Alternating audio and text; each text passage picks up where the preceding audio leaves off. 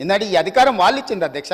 నేను అడుగుతున్నా ఈ సభలో ఇక్కడ ఉన్నోళ్ళు ఎవరైనా, ముఖ్యంగా మా అక్కల్ని అడుగుతున్నా, ఆ దళిత బిడ్డలు ఓట్లు లేకుండా మీరు ఎమ్మెల్యేలు అయినా, నేను ముఖ్యమంత్రి అయినా, ఆ దళిత బిడ్డలు ఇవాళ సంతోషపడే రోజు వస్తే మన పట్టుదలలు పట్టింపులు పక్కన పెట్టి మన రాజకీయాలకు అతీతంగా ఎస్ ఈ బిడ్డల కోసం మేము నిలబడ్డాం, మా ఆత్మ గౌరవాన్ని ఒకవేళ అవమానించడం మేము భావించినా మా ఆత్మ గౌరవాన్ని కూడా మాదిగ బిడ్డల కోసం మేము ముందుకొచ్చి రాజకీయాలకు అతీతంగా మీకు అండగా నిలబడుతున్నామని మా అక్కలు మాట్లాడుంటే వారు విఘ్నత ప్రదర్శించే వాళ్ళు, మాదిగ బిడ్డలకు కూడా అక్కలై ఉండేవాళ్ళు, ఆ పెద్దక్కల్ని వాళ్ళు గౌరవించి ఉండేవాళ్ళు అధ్యక్ష.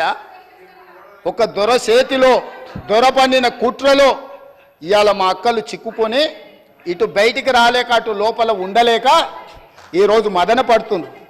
మీరైనా దారి చూపించండి అధ్యక్ష మా అక్కలకు. మీరైనా, మీకు కూడా దగ్గర చాలా పరిచయాలు ఉన్నాయి కదా, మీకు తెలుసు కదా అధ్యక్ష, నాకు తెలుసు కదా మీకున్న పరిచయాలు కానీ, అందుకే మీరైనా మార్గం చూపించండి అక్కలకు.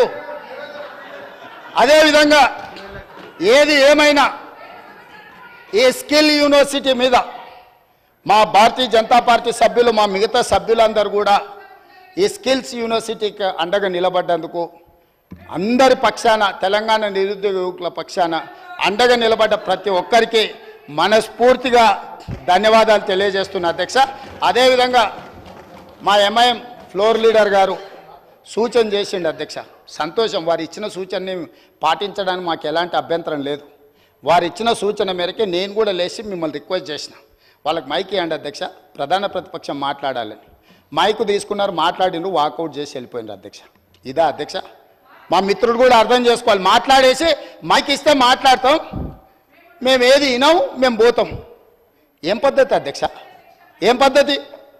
మీరు మైక్ ఇవ్వనంతసేపు ఇక్కడ ఉన్నారు, ఎవరిని మాట్లాడనియలే, మైక్ ఇచ్చిన ఎంబడే మాట్లాడేసి వాకౌట్ చేసి వెళ్ళిపోయింది అధ్యక్ష. ఇదే నా అధ్యక్ష న్యాయము. అందుకే ఇక చర్చలు వాళ్ళ నుంచి మనం ఏం ఆశించలేము అధ్యక్ష. వాళ్ళ నుంచి ఏమన్నా ఆశిస్తే కుక్కతోక పట్టుకొని గోదావరి ఈదినట్టే అవుతుంది అధ్యక్ష. కుక్కతోక కట్టె కట్టినంతసేపే చక్కగా ఉంటుంది అధ్యక్ష, కట్టె తీయంగానే అది 3 వంకరలు తిరుగుతూనే ఉంటుంది. వాళ్ళ బుద్ధి కూడా గట్లాంటిదే. వాళ్ళకు దేవుడు జ్ఞానం ప్రసాదించాలని కోరుకుంటూ ఈ స్కిల్స్ యూనివర్సిటీ బిల్లును ఆమోదింపజేసి 4 గంటల